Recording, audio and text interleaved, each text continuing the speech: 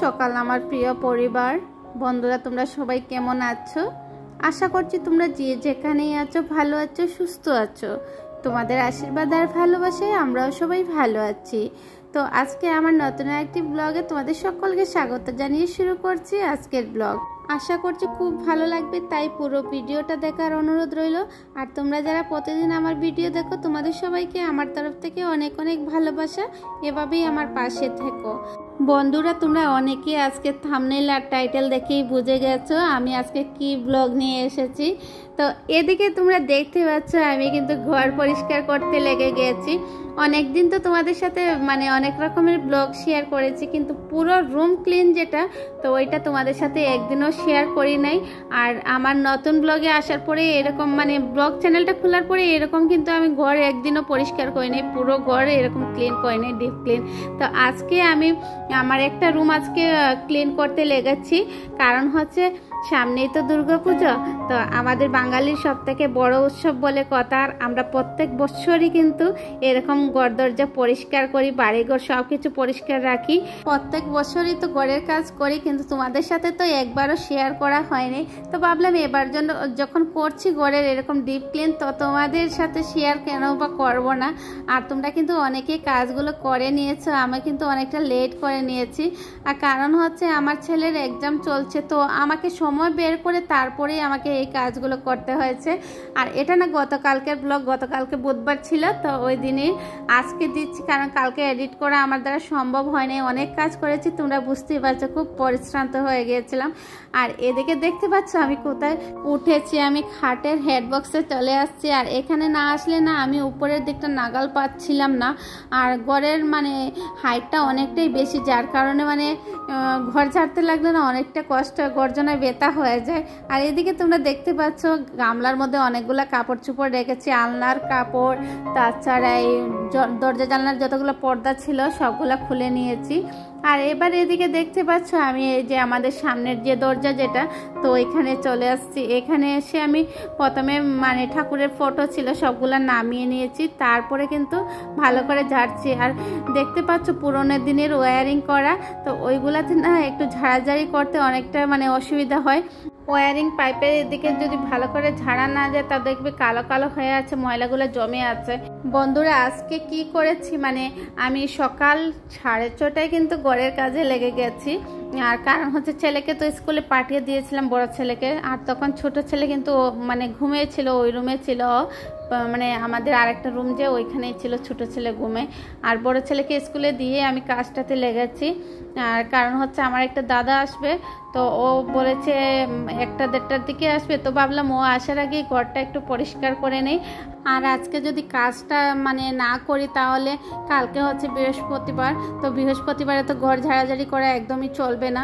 শুক্রবার দিন কোনো সমস্যা হয়তো চলে আসতে পারে। তো ভাবলাম ঘরটা যেটা করে নেব, একটা একটা করে তো রুমগুলো পরিষ্কার করতে হবে।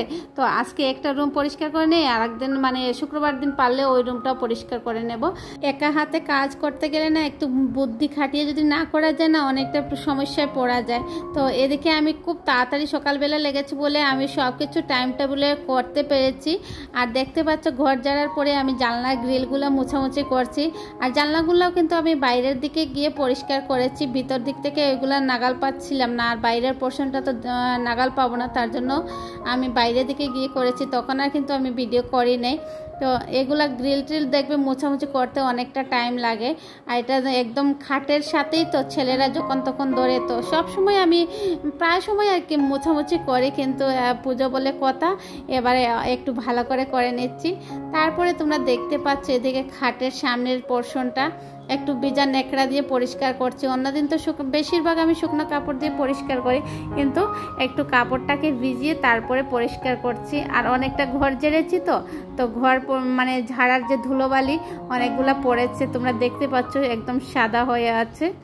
আমি তোমাদেরকে 2-3 দিন আগের একটা ব্লগে দেখিয়েছিলাম যে ঘরের বাইরের কাজ হচ্ছে, এবার ঘরের ভিতরেও কাজ করে নিচ্ছি, কিন্তু শপিং করা তো আর হয় নাই। তো শপিংয়ে যাবো কবে সেটাও বুঝতে পারছি না।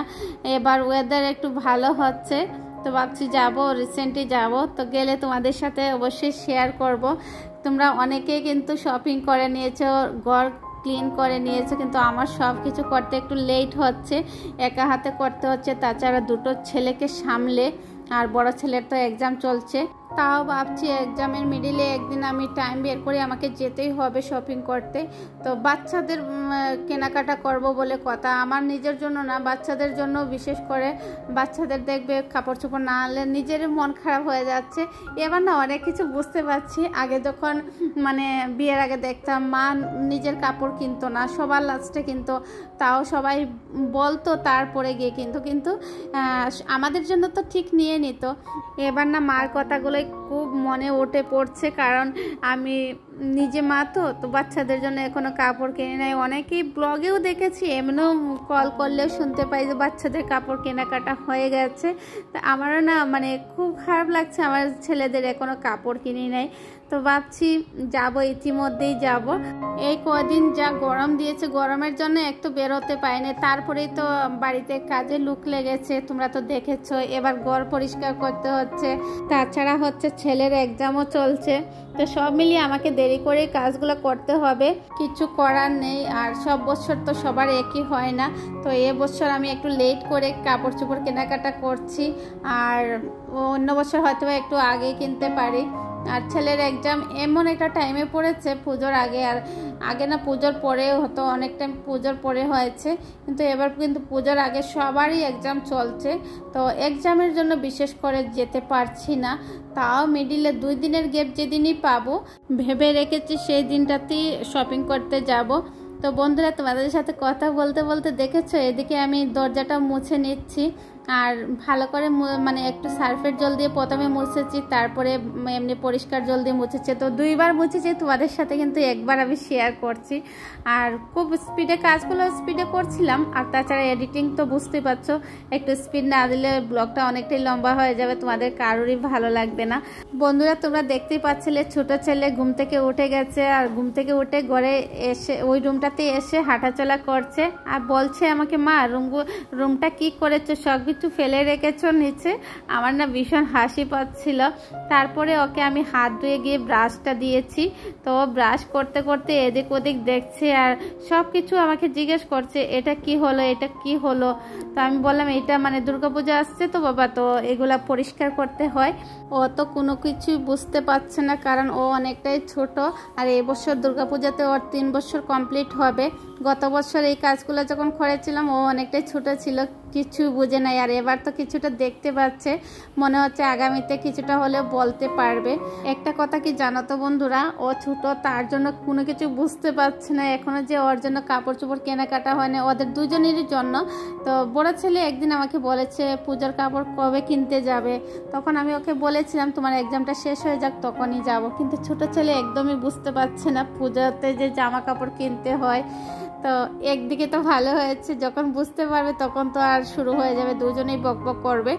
আর তারপরে তোমরা দেখতে পাচ্ছ এদিকে ঘর জারাজারি মোটামুটি কমপ্লিট হয়ে যাচ্ছিল। তো ভাবলাম মানে এই ফ্যানটাও একটু পরিষ্কার করে নেই, বেশ কয়েকদিন হয়ে গেছে পরিষ্কার করি নাই। ওয়াল ফ্যানটা করেছি কিন্তু এটা করি নাই। তো ভাবছি আজকে এটা পরিষ্কার করে নেই। আর দেখতে পাচ্ছ অনেকটা নোংরা হয়ে গেছে। আর বেশি নোংরা হলে না মানে পাকার থেকে তো বাতাস পাওয়া যায় না। আর এই গরমে কত কন্টিনিউ চলেছে, 2-3টা ফ্যান তো কন্টিনিউ চলেছে, তারপরেও কি গরম। তারপরে তোমরা দেখতে পাচ্ছ এদিকে ড্রেসিং টেবিলটা পরিষ্কার করছি, কারণ পুজো আসছে বলে কথা। ড্রেসিং টেবিলটা তো পরিষ্কার রাখতেই হবে, জায়গা বের করতে হবে, অনেক জিনিসপত্র আবার নতুন আনতে হবে, রাখতে হবে। সেই কারণে অনেক কিছু আমি ফেলেছি ড্রেসিং টেবিল থেকে বের করে, পুরোনো জিনিসগুলা যেগুলো ইউজ করা হয় না, তো ওইগুলা কিছুটা খালি ফাঁকা করেছি জায়গা। আর যেদিন শপিংয়ে যাব আমার নিজেরও কিছু কসমেটিকও বাকি আছে, ওইগুলোও কিনবো। মানে যেগুলো জিনিস ফুরিয়ে গেছে ওইগুলো তো আবার আমাকে আনতে হবে। পুজোতে তো একটু সাজুগুজু করে বেরোতে হবে, কমপক্ষে ঘরে যেভাবেই থাকি যেরকমই থাকে, কিন্তু পুজোতে বেরোতে তো একটু সুন্দর হয়ে সাজুগুজু করে বেরোতে হবে। আর সাজুগুজু করতে হলে তো ড্রেসিং টেবিলটাও সুন্দর করে সাজিয়ে রাখতে হবে। তো তার জন্য আমি খুব মনোযোগ দিয়ে কিন্তু ড্রেসিং টেবিলটা পরিষ্কার করছি। তোমরা আমাকে দেখে অনেকে হাসছো। আমার মাথার মধ্যে দেখতে পাচ্ছ একটা চিমটি কাটা লাগানো আছে, ওইটা চুলটা খুফা করে রেখেছি, আর মানে ওইটা আমার মাথার উপরে ছিল, খেয়াল নেই। আর এবার যখন এডিট করতে বসেছি কাজের ধান্দায় না আমি সব কিছু ভুলে গিয়েছি, নিজে কীরকম আছি একদমই মনে নেই। আর এবার দেখতে পাচ্ছি আর এতটাই হাসি পাচ্ছি আমার, কি বলবো তোমাদেরকে।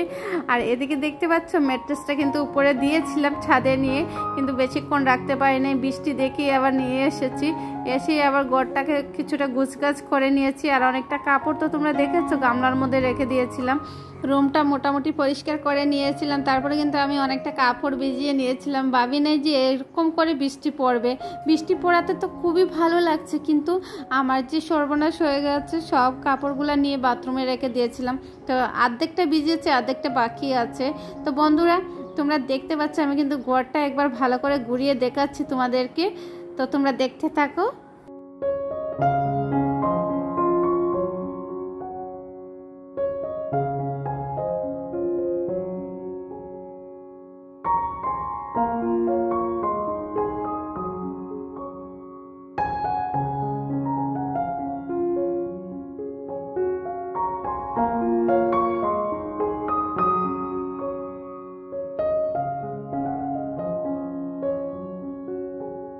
দেখেছো তো বন্ধুরা, পুরো রুমটা দেখালাম তোমাদেরকে ক্লিন করার পরে। তোমাদের কেমন লেগেছে কমেন্ট করে জানিও। আর তোমাদেরকে তো বলেছিলাম অনেকগুলো কাপড় ভিজিয়ে রেখেছি, ওগুলোও ধুয়ে দিয়েছি। পরে কিন্তু অল্প হাওয়া দিচ্ছিল, হাওয়াতে শুকিয়েছে, বৃষ্টি কমে গিয়েছিল, বাকিগুলো তো আজকে শুকিয়েছে। তো বন্ধুরা আজকের আমার ব্লগটি কিন্তু এতটুকুই। তোমরা কমেন্ট করে জানিও ব্লগটা কেমন হয়েছে। আর ভালো লেগে থাকলে লাইক কমেন্ট শেয়ার করতে ভুলবে না। তোমরা ভালো থাকবে, সুস্থ থাকবে, দেখা হবে নতুন একটি ব্লগের সাথে। ধন্যবাদ।